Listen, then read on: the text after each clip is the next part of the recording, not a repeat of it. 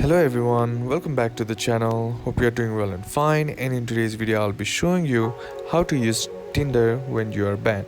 So without wasting any time, let's just jump right on the video and make sure to watch this video till the end and follow the steps as well. So the first thing that you need to know is you won't be able to use your Tinder app while you're banned. The Tinder service or the server doesn't allow you to use any services that is provided in the Tinder.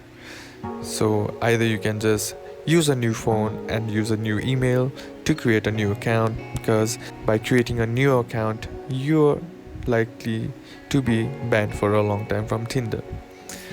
So in order to unban your account, what you can do is just wait patiently and then Tinder will remove the ban from your account. Or you can just simply head over to your browser and then type in Tinder Help Center, and once it loads, click on the first link, that is submit a request link that is shown to you, and then click on it. And once you're inside here, under what can we help with, select the option that says toggle with account login. And once you do that, under what's going on, select can login, my account was banned.